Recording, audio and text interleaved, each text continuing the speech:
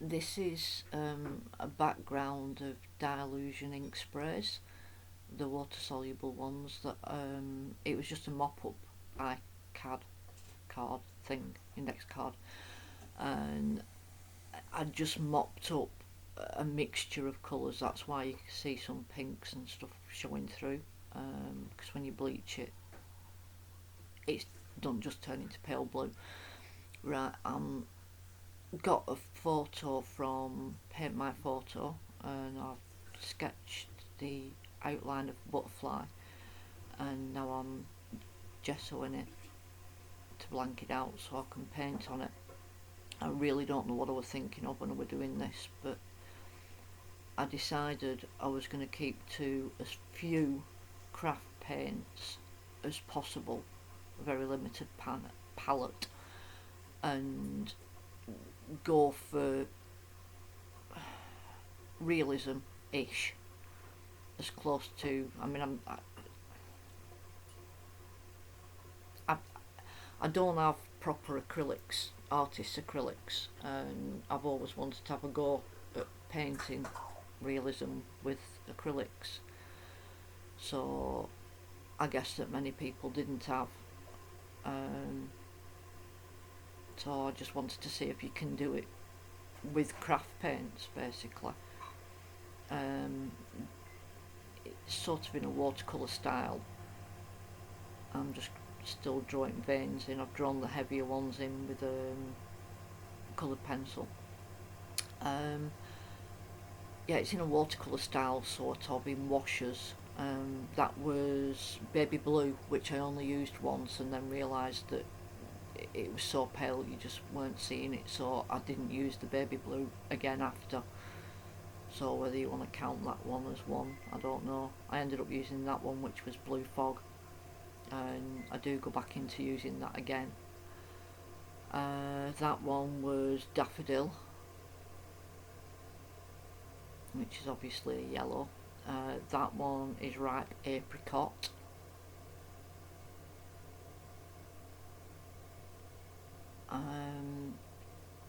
So I'm doing it in very, very, very thin washes.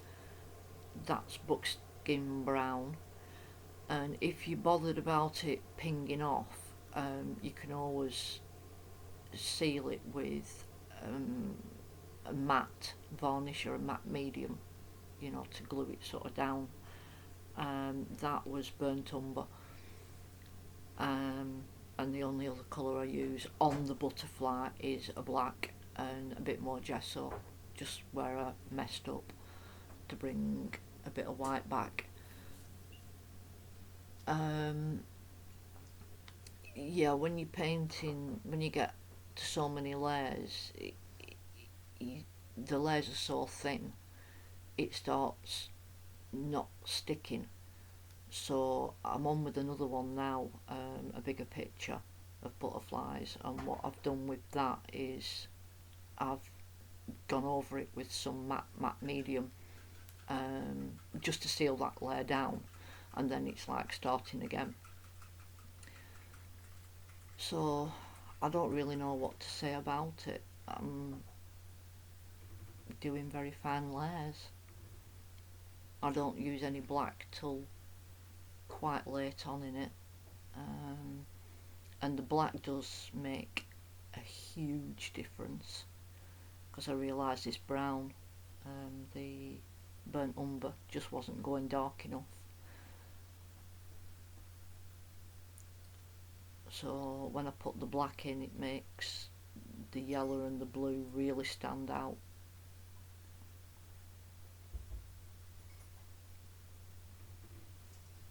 Sorry if you can hear some weird noises in the background. He's had to turn volume up really loud because I talk quiet and he's crashing around in the kitchen. I did it in all these thin layers because I didn't want to do any colour mixing. I mean, I could have mixed the black into the brown to make it technically a darker brown, but I think colour mixing sort of not scares, but puts some people off trying to paint things. So it's... Are you burping again?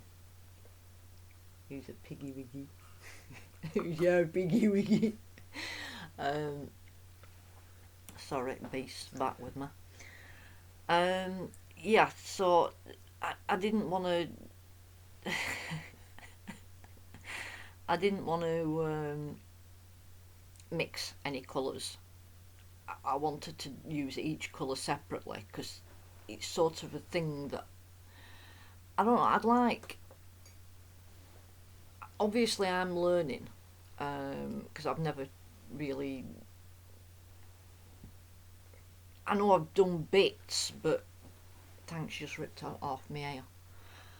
Sorry, he's trying to get hold of the cat. Cat was tangled up in my hair.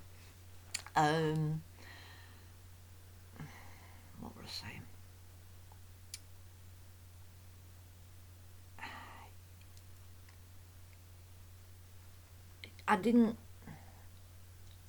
I want to see if I can get other people trying different things, and I thought that if I learnt on camera, then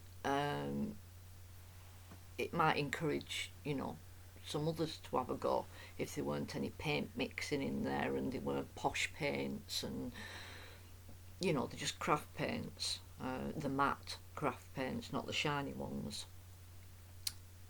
So, I don't know. As I say, I'm doing another one, a bigger one with 2 butterflies on, and I'm using some iridescence on that, a bit like what I did on the dragon. And I don't know if I said properly or not, the butterflies in the background are bleach stamped. They're bleach stamped, and it was my first go at bleach stamping, and I love it. It's great. I've been proper playing with it. I really, really like it. Now I've got a purry puddy cat and a burping Mick. What is wrong with you? Crikey.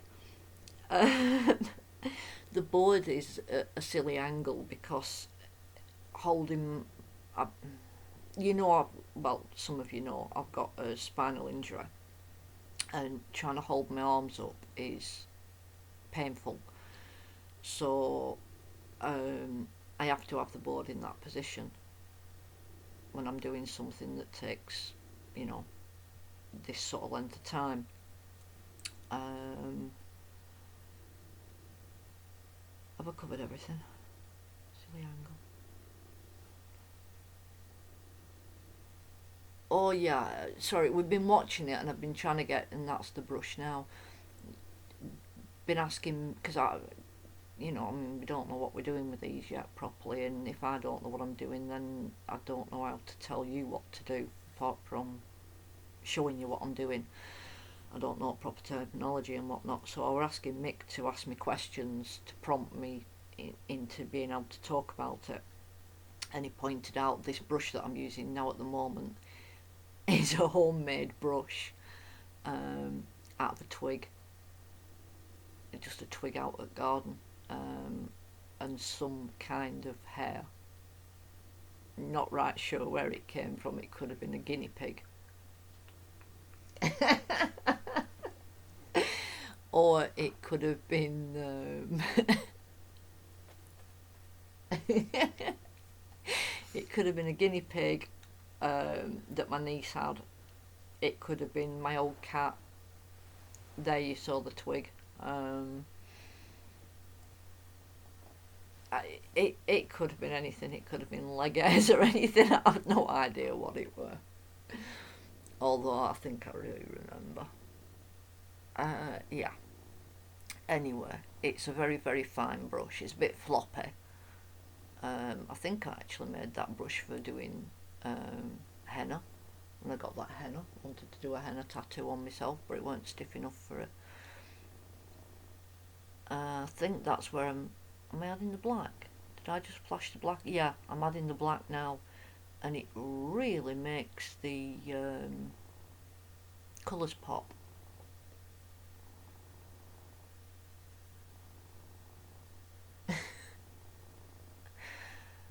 It brightens that yellow up. I like the yellow on the top. I was just going to point at it then so you could see. Oh, there's a bit of white. Oh yeah, and I painted leaves in while I was prattling. That were just greens, but again, no colour mixing, you know, like on a palette or anything. It was just, again, layers of colour directly onto the paper, just watered down a bit.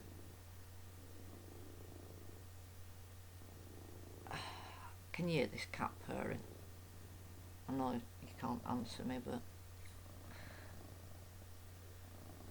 you're a happy cat, aren't you? Happy cat. Right, I'm doing the edging now, and what I do on these edges is whatever colour I've been using, or a complementary colour. It's what I do on me ICADs that I keep off to the side. I scrape my brush off on them, put a bit of water on them and scrape my brush off, and you end up with these blobbles, and they're fadey and then strong and fadey and strong, and they look quite cute. I like them.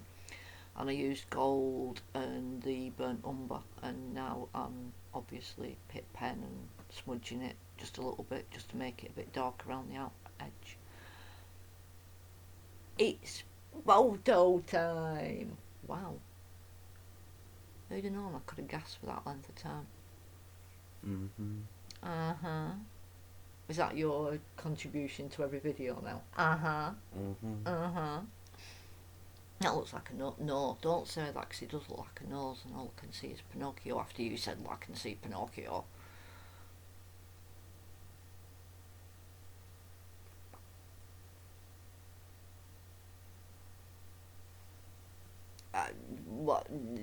I really like them butterflies in background, those bleached out ones. I think they are so pretty. And especially how I flooded one and then didn't do enough on another, and then I went bye bye. Bye bye.